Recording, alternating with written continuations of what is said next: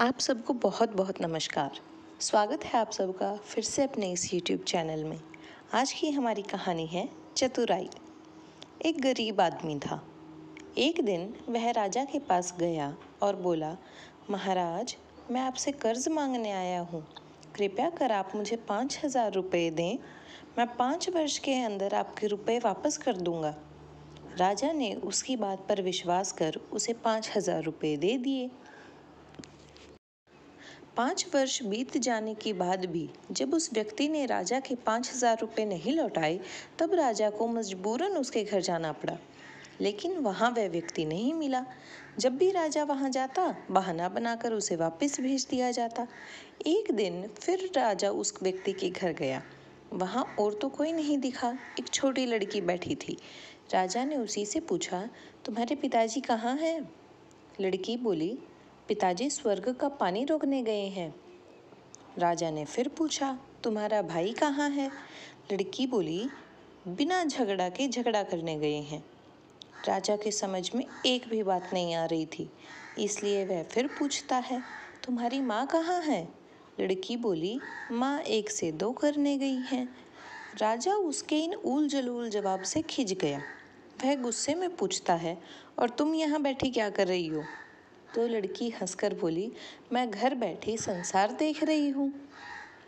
राजा समझ गया कि लड़की उसकी किसी भी बात का सीधा जवाब नहीं देगी, इसलिए उसे अब इससे इन बातों का मतलब जानने के लिए प्यार से ही बोलना पड़ेगा। राजा ने चेहरे पर प्यार से मुस्कान लाकर पूछा, बेटी, जो तुमने अभी अभी मेरे सवालों के जवाब दिए, उनका मतलब क्या है? मैं तुम्हारी एक भी बात का मतलब नहीं समझ सका। तुम मुझे सीधे सीधे उनका मतलब समझाओ। लड़की ने भी मुस्कुराकर पूछा, अगर मैं सभी बातों का मतलब समझा दूं, तो आप मुझे क्या दोगे? राजा के मन में सारी बातों को जानने की तीव्र इच्छा थी। वह बोला, जो मांगोगी वही दूंगा। तब लड़की बोली, आप मेरे पिताजी का सारा कर्जा माफ कर देंगे तो मैं आपको सारी बातों का अर्थ बता दूंगी। राजा ने कहा, ठीक है, मैं तुम्हारे पिताजी का सारा कर्जा माफ कर दूंगा। अब तो सारी बातों का अर्थ समझा दो। लड़की बोली, महाराज, आज मैं आपको सारी बातों का अर्थ नहीं समझा सकती। कृपया कर आप कल आएं। कल मैं ज़रूर बता दूंगी। राजा अगले दिन फिर उस व्यक्ति के घर गया। आज वहाँ सभी लोग मौजूद थे। वह आदमी, उसकी पत्नी, बेटा और उसकी बेटी। राजा को देखते ही लड़की पूछी, महाराज, आपको वचन याद है ना? राजा बोला, हाँ, मुझे याद है। अगर तुम सारी बातों का अर्थ बता दो तो मैं तुम्हारे पिताजी का सारा कर्जा माफ कर दूंगा।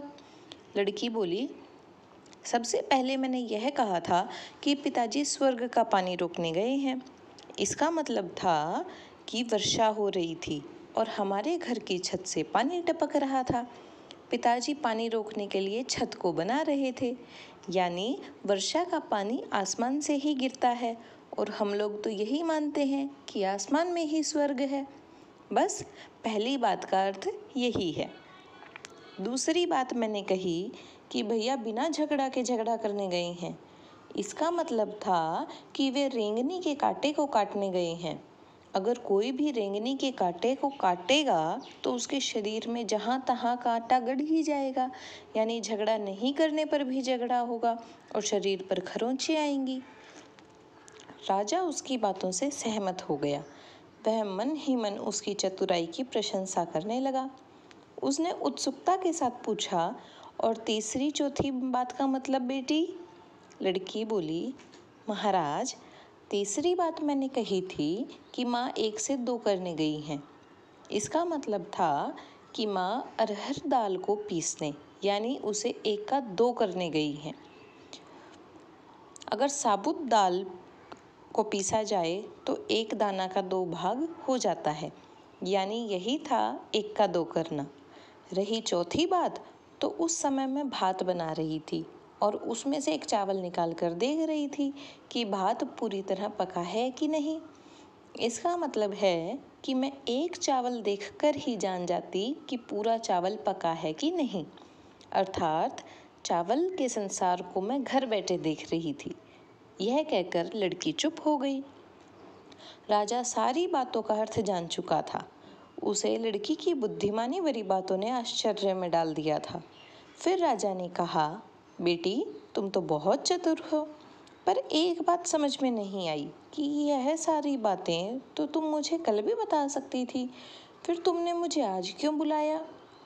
तब लड़की ने हंसकर कहा, मैं तो बता ही चुकी हूँ कि कल जब आप आए थे तो मैं बात बना रही थी। अगर मैं आपको अपनी बातों का मतलब समझाने लगती तो बात गीला हो जाता या जल जाता, तो माँ मुझे ज़रूर पीटती। फिर घर में कल कोई था भी नहीं। अगर मैं इनको बताती कि आपने कर्ज माफ़ कर दिया तो ये मेरी बातों का विश्वास नहीं करते।